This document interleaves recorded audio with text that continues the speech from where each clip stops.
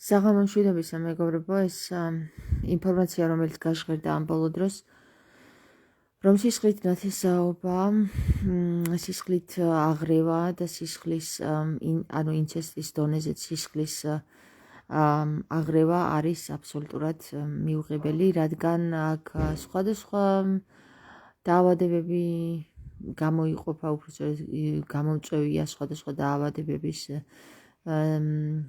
სისხლის აღრევა კი არა და საკუთარ ნათესავებზე დაქორწინება, საკუთარ და-ძმებზე, საკუთარ მამიდაშვილებზე, დეიდაშვილებზე და ასე შემდეგ. და აქ დაისვა კითხვა, რომ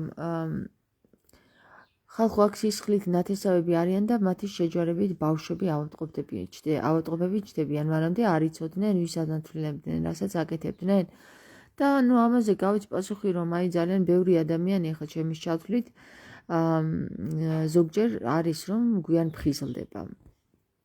და შემდეგ მია კითხულობს ესეთ კითხვას სვავს, რომ თამარ მუსლიმანებში სისხლის აღრევა ხდება, ჩვენ შემთხვევაში ხომ სისხლი არაფერ შუაშია, უბრალოდ ერთი მომნათვლელი გამოდის ყველასთვის.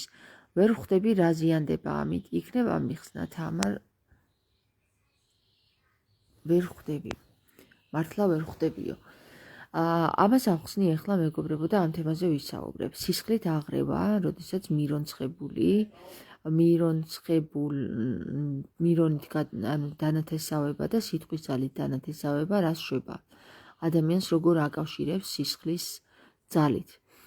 მეგობრებო, ჩვენ ვიცით, რომ არ გაგვაჩნია მხოლოდ ფიზიკური სხეული, ადამიანს გააჩნია 4 სხეული, ეს არის ერთი ფიზიკური, ერთი ასტრალური, ერთი მენტალური და ერთი კიდე არსებობს ერთი მე. ჩვენ ამ შემთხვევაში ვილაპარაკებთ ფიზიკურ სხეულსა და ასტრალურ სხეულს შორის რა ხდება, როდესაც მირონის დანათესავება ხდება. როდესაც მირონის ნათესაური კავშირი გაიმართება და ეს რიტუალი ჩატარდება ეკლესიებში, იცოდეთ, რომ წარმოიდგინეთ, რომ როგორც სისხლი იცვლება, ანუ სისხლი, თქვენ გაქვთ მაგალითად რაღაცა ჯგუფი სისხლი, ხო?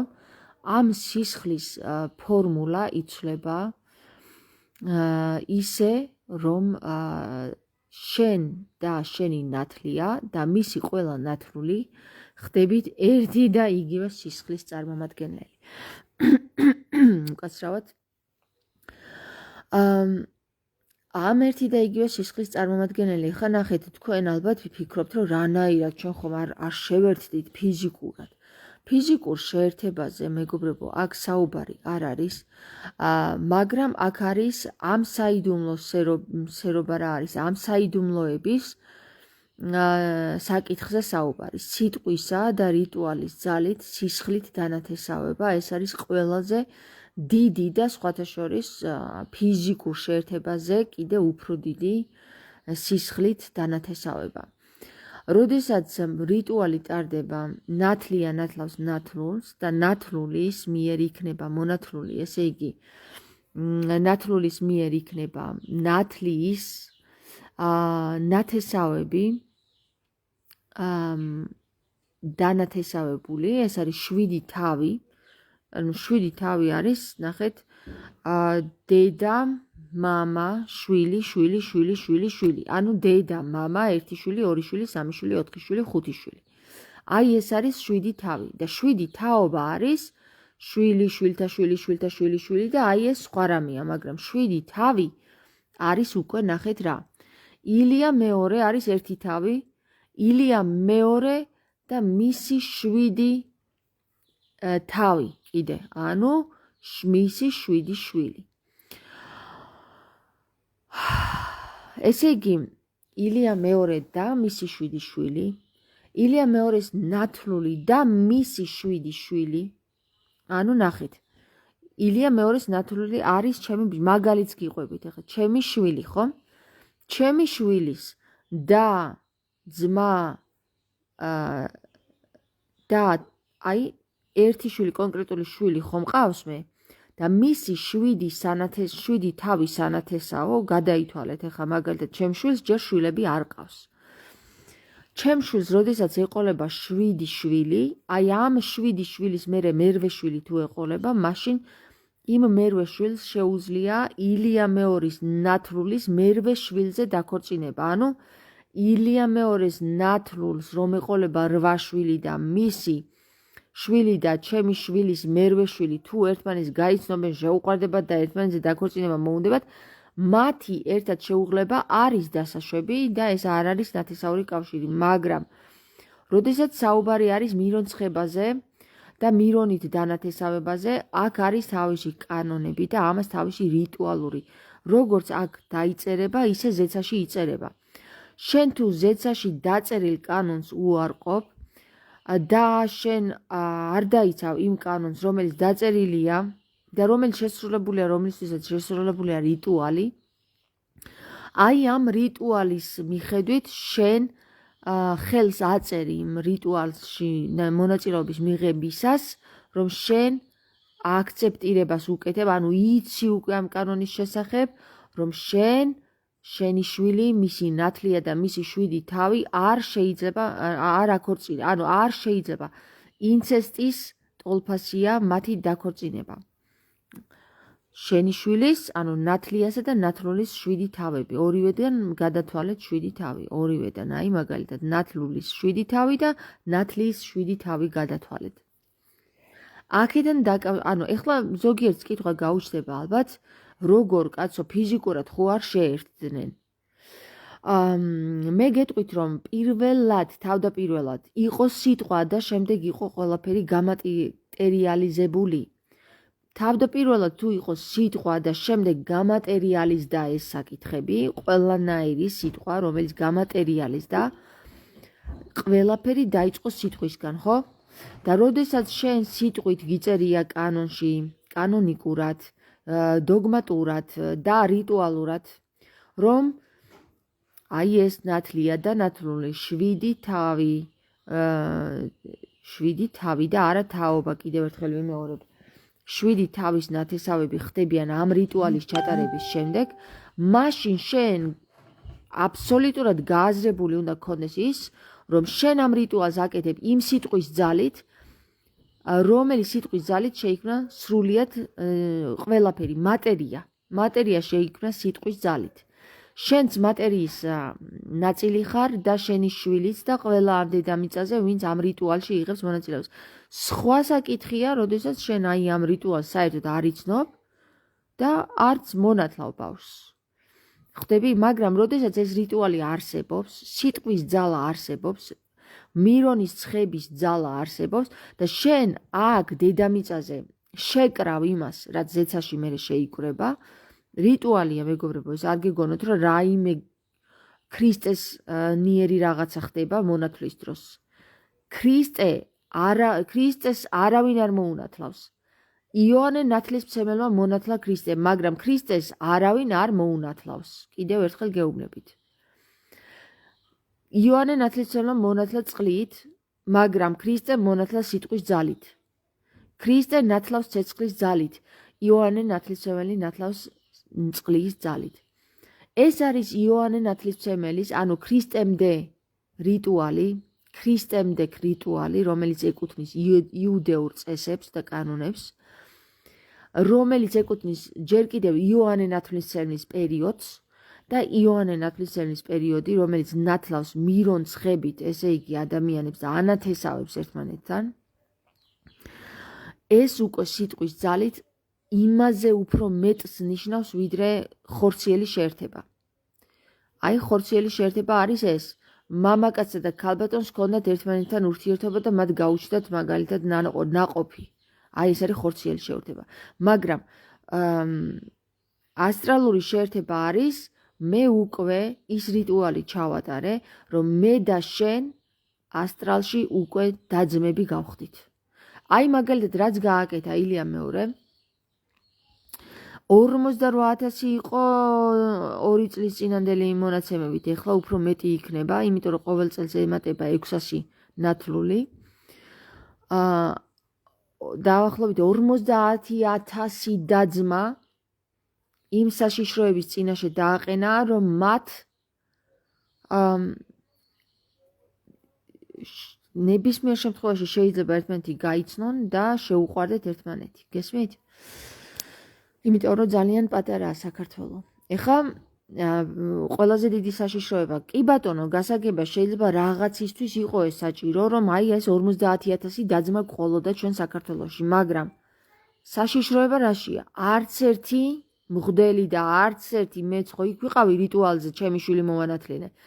არც ერთმა მღვდელმა და არც ერთმა პირმა არ გვითხრა ჩვენ საპატრიარქოს პირმა, რომ არ არის დაშვებული ილია მეორის ნათლულების ერთმანეთზე შეჯვარება. არავინ არ გაგვაფრთხილა. კიდევ ერთხელ გაუგებრებით, ამ საკითხს თუ კი ასე ეკიდებიან, რომ 50,000 ნათლული ერთ ადამიანს ყავს, მაშინ უნდა იყვნენ კომპეტენტური პირები, რომლებიც აი ამ 50,000 ადამიანს თვალყურს ადევნებენ და ეუბნებიან, რომ თქვენი ერთმანეთზე დაქორწინება არავითარ შემთხვევაში არ შეიძლება რამე თუ ინცესტის ტოლფასია. ჩვენ არ ვიცით რას გამოიღებს აი ეს მირონცხებით დანათესავებული ადამიანების სისხლით ნათესაური კავშირი. როგორ დამახინჯებულ შედეგს გამოიღებს არ ვიცით ჯერჯერობით, იმიტომ რომ არ ყოფილა ესეთი შემთხვევები, რომ მირონცხებული დაძმები ერთმანეთს შეჯვარებოდნენ, მაგრამ ჩვენ დავდექით ამ საშიშროების წინაშე, რომ ჯერ არ ვიცით რა გველის. და როდესაც მირონცხებული დაძმები ერთმანეთს თქვათ, დაქორწინდებიან ერთმანეთს და შეჯვარდებიან, შესაძლოა, რომ ამან გამოიწვიოს ძალიან დიდი კატასტროფა, რომელიც ჯერ არ ნახულა დედამიწაზე. მაგრამ ამას ამართლებენ აი ამ სიტყვებით, ნახეთ, ილიამ თავის თავზე აიღო. აი როგორ გიყვებიან ამას, იცით? ეშმაკი მოვიდეს და გითხრას, მე ჩემ თავზე ვიღებ შენს ცოდვებს, შენ მომყევე. ამას გვეუბნებიან ზუსტად აი ამ საკითხით ასაღებენ ასე, რომ ილიამ ეს საკითხი თავის თავზე აიღო. თავის საჭირო იყო და იმიტომ, ალბათ. გესმის? აი ესე ლაპარაკობენ. ანუ ბრმად გაყოლილი მრევლი, ბრმად გაყოლილი ერთ ადამიანს აყოლილი, ეს ბრმად მიყოლილი მრევლი პირდაპირ მახეში გაება, რომელსაც 50,000 ადამიანს ეუბნება ერთი კაცი, რომ შენ ცოდვებს, ანუ 50,000 კაცის ცოდვებს მე ჩემს კისერზე ვიღებ, რომლის უფლებაც არც ერთ კანონში და არც ერთ დაწერილ კანონში არ არსებობს, რომ ადამიანმა მეორე ადამიანს უთხრას ჩაიდინე ცოდვა და მე შენ ცოდვას ჩემ თავზე ვიღებ. არავითარი ზეციური იერარქები და არც ღმერთია ამას ერთ ადამიანს სხვის ცოდვას თავის თავზე არ ააღებინებს. არ არსებობს ასეთი არარსებული რაღაცა არის ეს თავის მართლება, რომ ილია მეორემ ეს ცოდვები თავის თავზე აიღო. თურმე 50,000 ადამიანის ცოდვაში ჩააყობინა ხელი და თავის თავზე აიღო. არ არსებობს ასეთი რამ, მეგობრებო. არ არსებობს, რომ ღმერთმა შენ სხვის გამო გაპატიოს, რომ აი იმ კაცმა აიღო თავის თავზე. ჯერ კითხავს რა უფლებით აიღო იმან თავის თავზე და მეორე რა უფლებით გაყევი და დაიჯერე. ქრისტეს არსად არ უთქვავს არც ერთ მონაცემში, რომ თუ ვინმე გეუბნება, რომ ცოდვა ჩაიდინეო და შენ იმის გამო ჩაიდენო, მან პირობა მოგცა, რომ თავის თავზე აიღებდა, შენ ამის უფლება გაქვს, რომ ჩაიდინო იმის გამო, რომ იმან თავის პასუხისმგებლობაზე აიღო, შენ ჩაიდინო ეს ცოდვა და გეპატიოს. არ არსებობს ეგეთი რამ, ქრისტეს არ უთქვავს საერთოდ. და რაც ქრისტეს არ უთქვავს, მეგობრებო, არც ერთ კანონიკაში არ წერია, არც ერთ ველში, არც ასტრალურში, არც ფიზიკურში, არც მენტალურში, აბსოლუტურად არც ერთ კანონში არ არსებულა ეს თავის მართლება. იმიტომ რომ ქრისტეს არც ერთი ნიშანი არ დაუტოვებია იმისათვის, რომ მოვა ადამიანი თავის თავზე აიღებს თავის ცოდვებს და მერე თქვენ ყველას გიხსნით.